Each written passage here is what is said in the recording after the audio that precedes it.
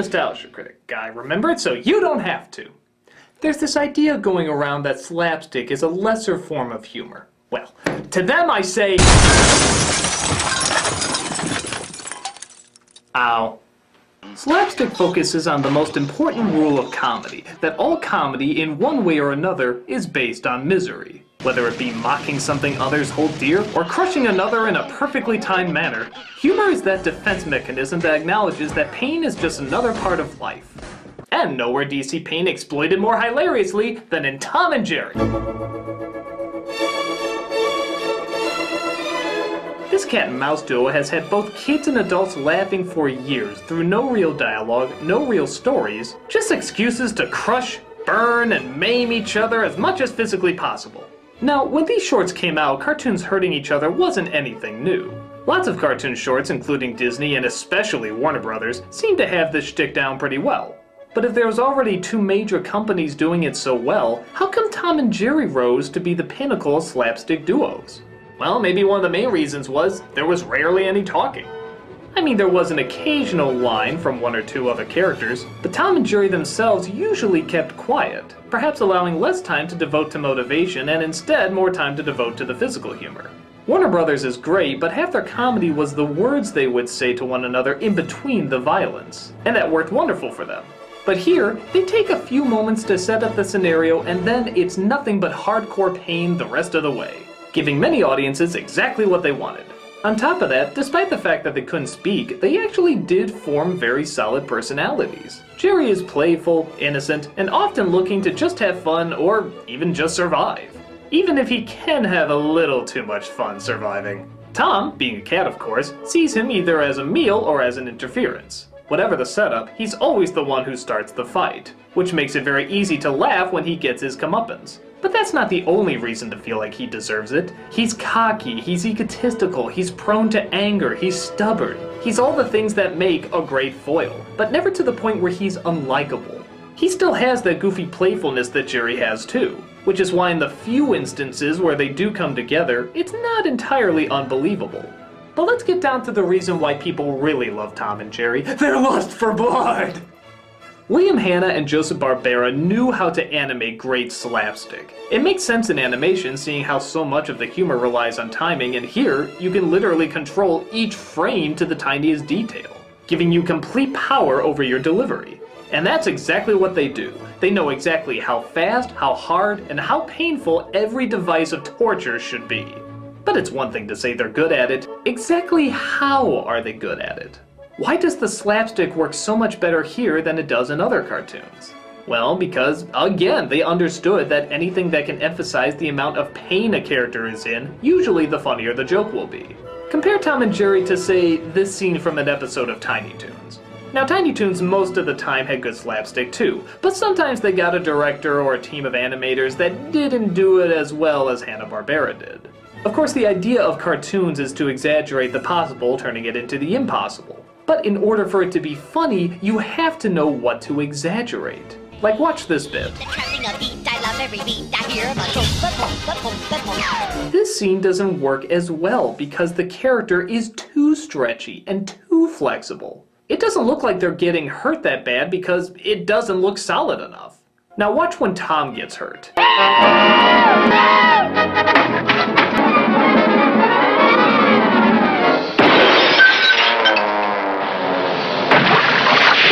This works so much better because even though he's being distorted, he still feels solid. And the area that they do manipulate complements the weight of the item that's causing the damage. It's like when you have a jar of Play-Doh. Yeah, it's stretchy and not too hard, but when you smash your fist down on it, it leaves an imprint, so you can tell it's still solid. And the same can be said here. The objects usually leave an imprint on Tom. Now, if I was to smash my fist down on the Play-Doh and it was to stretch all over the place, that would be too distracting, and thus we couldn't connect with what we were seeing as well. The animators of Tom and Jerry knew that the more you feel how solid they are, the more you feel the pain. The same could be said for the sounds they make. In the early days, when they were still trying to find their niche, Tom and Jerry, especially Tom, looked much more like real-life animals, and even sounded more like real-life animals.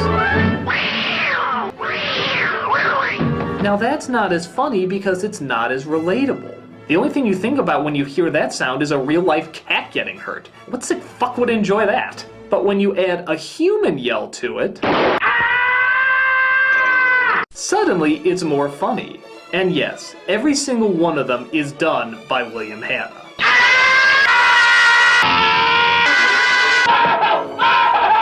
So why is this yell funnier than an actual cat yell?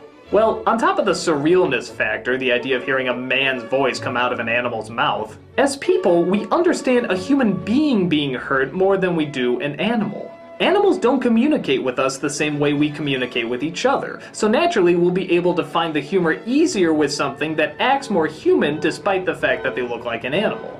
That's another reason you almost never see them on all fours. The more they made it look like animals acting like people and not animals acting like animals, the more likely they were to get a laugh. They knew just when to have them use their voices too. They were never overplayed, like some pieces of cock burger that I know. They were just used at the appropriate time when the scene needed something particularly silly to up the humor. I love you. This one especially gets me, just for the surrealness alone. Don't you believe it? Why that deep a voice? Why that major echo? Why even those exact words? I don't know, it's just so strange you have to laugh at it. But again, if they used the voices too much, it would have gotten old, and a scene like that wouldn't be nearly as funny. So they had to use them sparingly. The expressions are also something Hanna-Barbera got down perfectly. The more content and comfortable a character can be in their environment, the more funny it'll be when it comes crackling down. That's why so often you'll see Tom give this mocking grin when he thinks he's won. The more happy he is, the harder the blow will be that knocks him out of his bliss. Even a simple questioning expression can work, as long as the character looks genuinely confused. Adding to the idea that the more the character thinks he's connected to what's really going on, the funnier it'll be when reality comes smashing him in the face.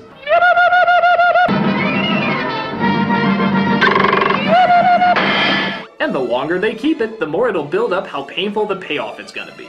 In fact, with that said, half the time, you don't even need to see the expression all the way through. We never see Tom hit the ground in this scene, but the idea that he would keep this face all the way to the bottom just makes the moment all the more hilarious. They practically had it down to mathematical perfection. So if Tom and Jerry were so good at what they did, how come they're not as popular now as they were back then? I mean, granted, they're still big names, but you don't see them around as much as you do Mickey Mouse or Bugs Bunny. I think part of that is that a lot of people just didn't know what to do with them after the animated movie shorts died. Some tried, like legendary animator Chuck Jones gave his spin on the classic duo, but they were a bit too friendly and oftentimes the animation just wasn't on par with the original. But with that said, it's not awful. Take this scene where a magic mouse fairy comes down and gives Jerry a magic potion in order to help him defeat Tom.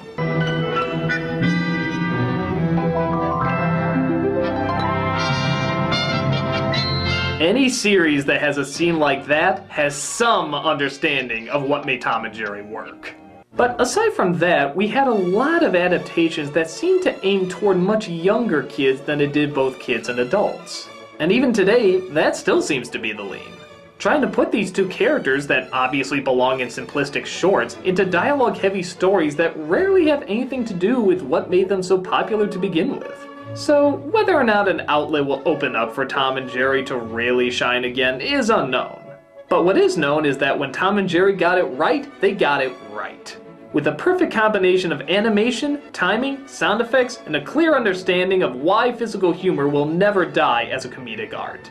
This is why, though not as popular as they used to be, their names will not be forgotten anytime soon. They didn't break any barriers or change the way animation is done, they just did what they did so well, and that was simply being funny.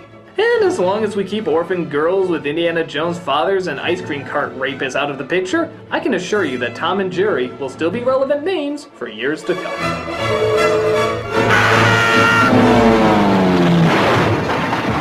I'm the Nostalgia Critic. I remember it so you don't have to.